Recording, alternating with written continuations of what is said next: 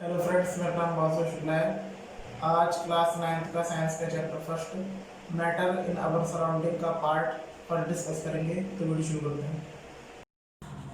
तो आज हम चैप्टर स्टार्ट करने जा रहे हैं, फर्स्ट क्लास 9th का साइंस का चैप्टर। तो चैप्टर फर्स्ट का नाम है, ये है मैटर इन अवर सराउंडिंग्स, यानी कि हमारे आसपास के जितने भी मैटर हैं उसके बारे में हम यहाँ पे समझेंगे। मैटर इन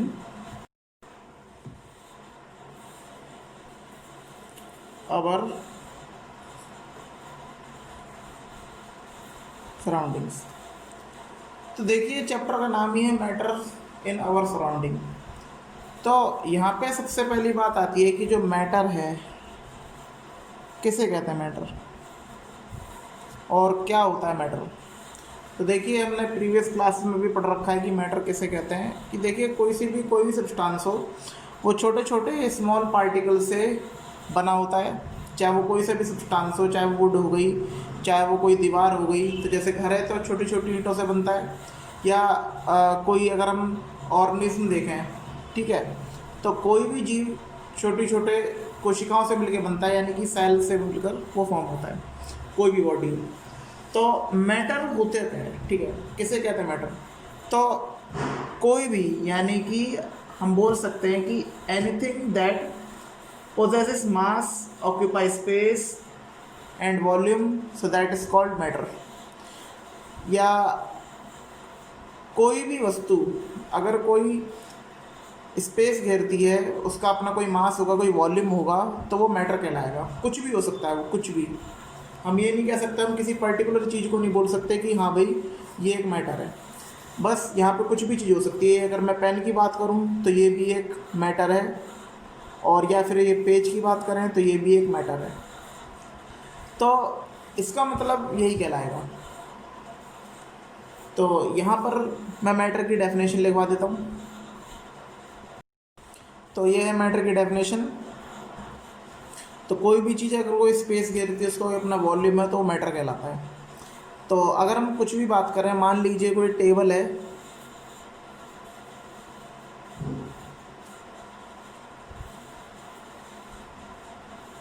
मैं यहाँ पर टेबल बना रहे हैं,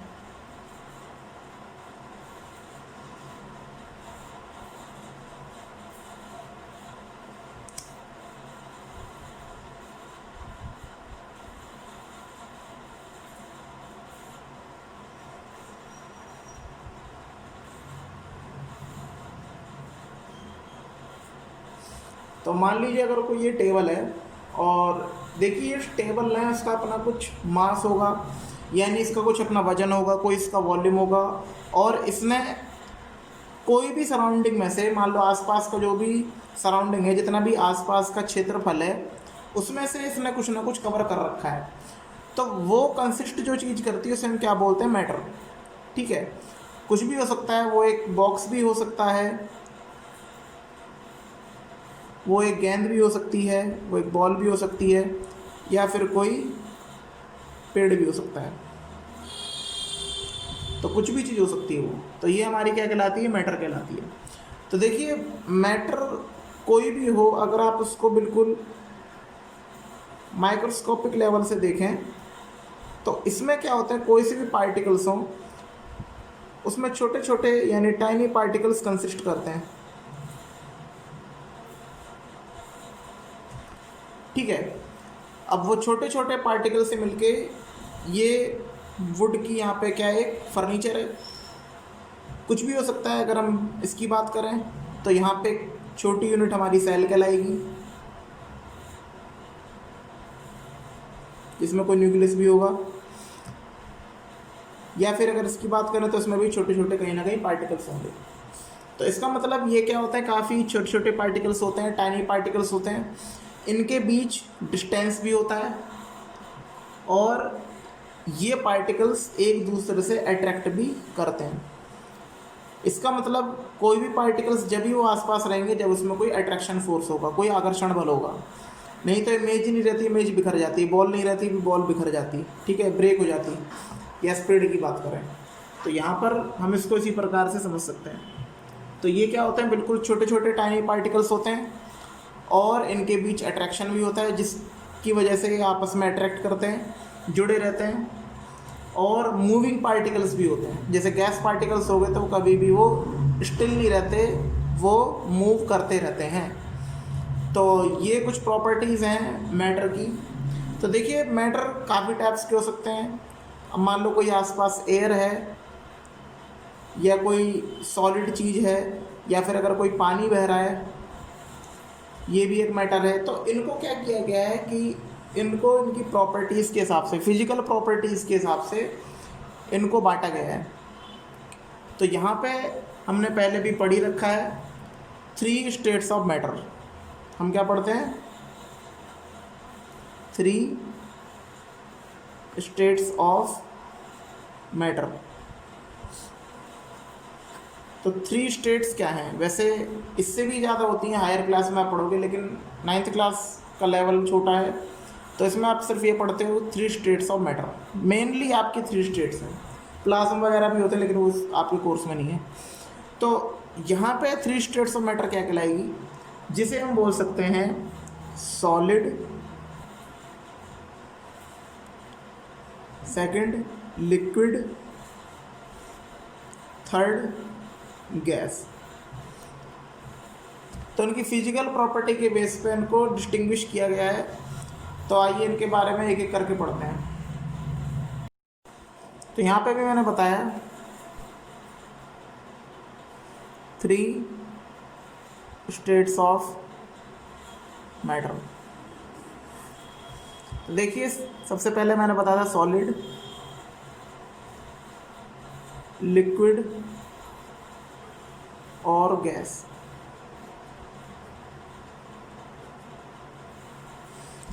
तो तीनों की फिजिकल प्रॉपर्टी अलग अलग होती हैं। हमें पता है, पहले भी पढ़ते आए हैं कि जो सॉलिड होता है उसके जो पार्टिकल्स होते हैं एक दूसरे से काफ़ी ज़्यादा नज़दीक होते हैं, ठीक है, बहुत ही क्लोजली पैक्ड होते हैं और इनके बीच का फोर्स ऑफ अट्रैक्शन बहुत ज़्यादा हाई होता है। डेफिनेट इनकी शेप होती है, डेफिनेट इनका वॉल्यूम भी होता है, डेफिनेट इनका मास भी होता है। तो ये इसकी कुछ प्रॉपर्टी है। एग्जाम्पल ऑफ आप बोल सकते हो जैसे आयरन, चेयर, वॉल, फर्नीचर कोई भी हो गया, तो इसका मतलब क्या है, ये एक सॉलिड के फॉर्म में आता है।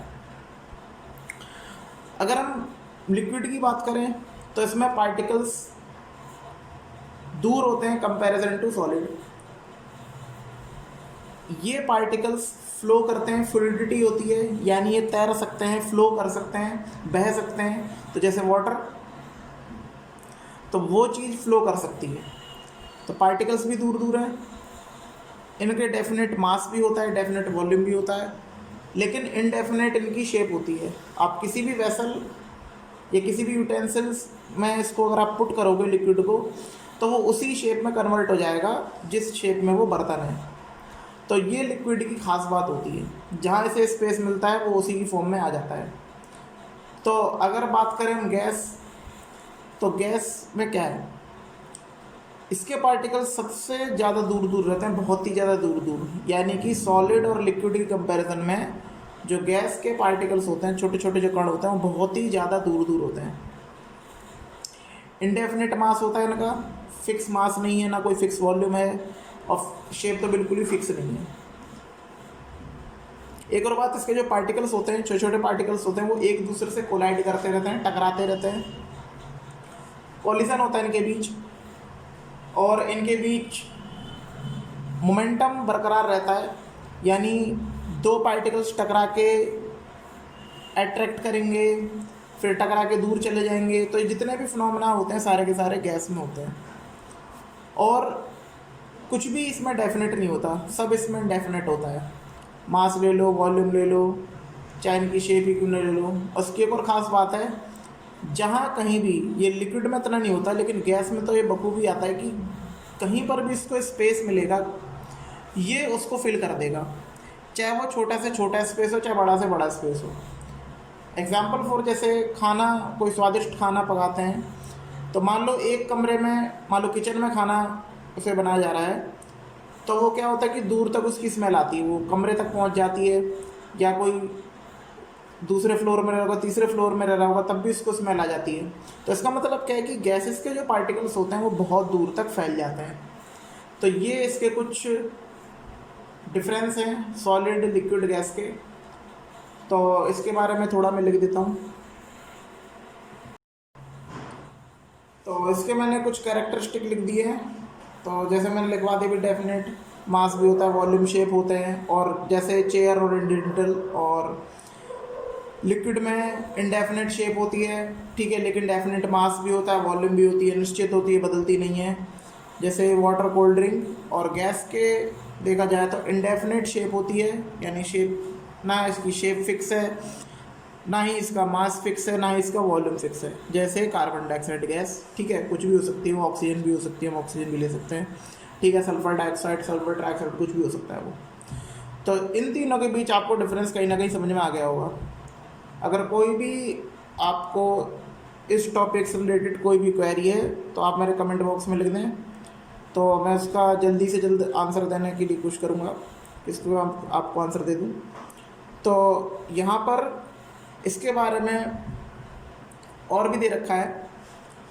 देखिए, ये तो हो गए 3 स्टेट्स ऑफ मैटर, हमने पढ़ लिया, सीख भी लिया, लेकिन ये इंटरचेंज भी होते हैं।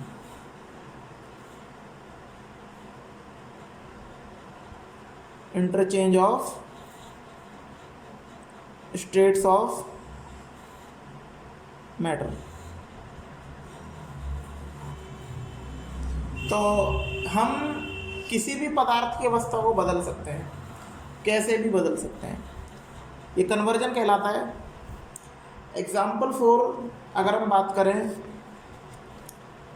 ये बीच ट्रायंगल है और ये आपको दे भी रखा है बुक में।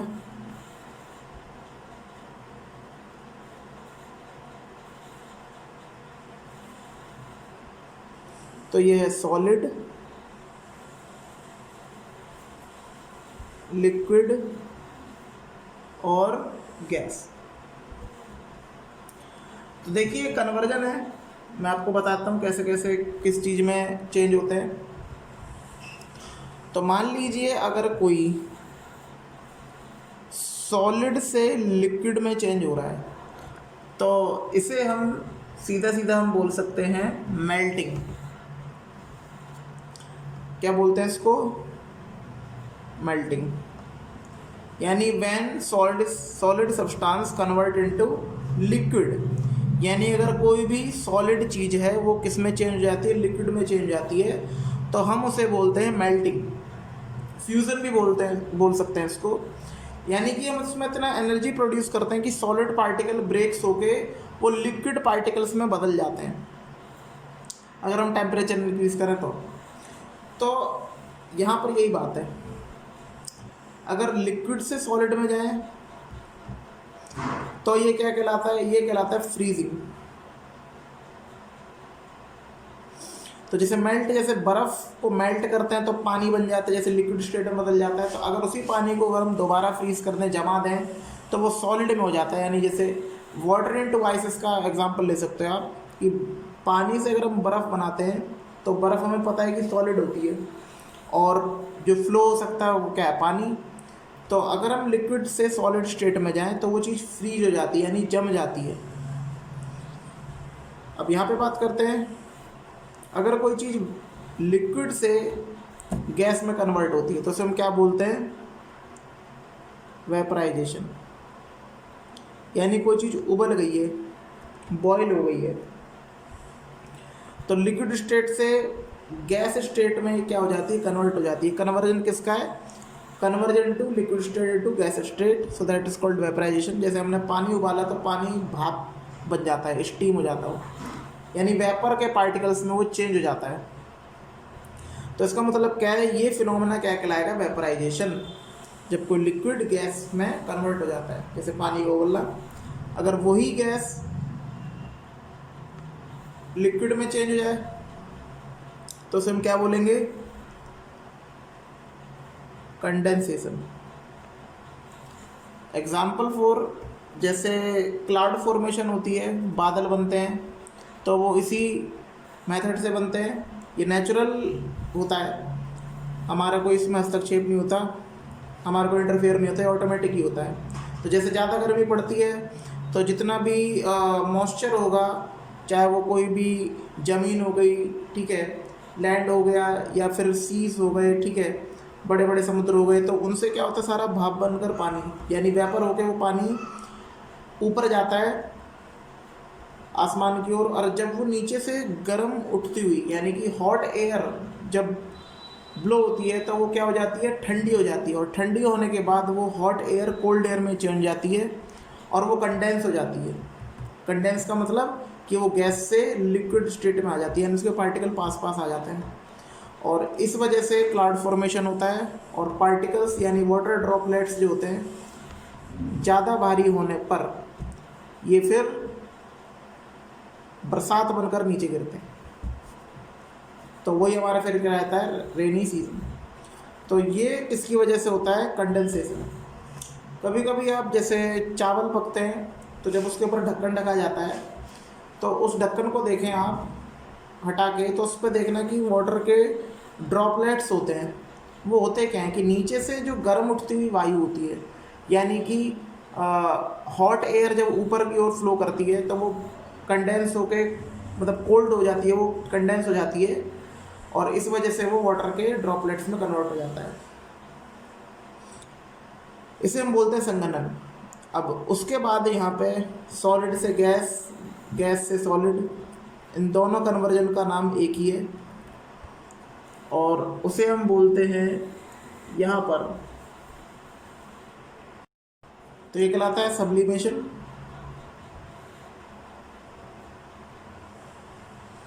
यानी इसका मतलब क्या है कि डायरेक्ट सॉलिड गैस में कन्वर्ट हो जाता है। जैसे कैम्फर, जैसे कपूर होता है, तो अगर आप उसे जलाएं तो वो डायरेक्ट सॉलिड से गैस फॉर्म में कन्वर्ट हो जाता है। तो ये सीधा सीधा कन्वर्जन आपका क्या कहलाता है, सब्लिमेशन। सॉलिड से गैस या गैस से सॉलिड, तो ये फिनोमेना आपका क्या है, सब्लिमेशन। कैम्फर भी है, एमोनियम क्लोराइड भी है, या जितने भी कुनैन की गोलियाँ होती हैं जो कपड़े वगैरह में डालते हैं, तो उसमें भी इसका यूज़ होता है। अगर आप उसे बर्न करें तो डायरेक्ट सब्लिमाइज हो जाएगा और डायरेक्ट वो गैस में कन्वर्ट हो जाएगा।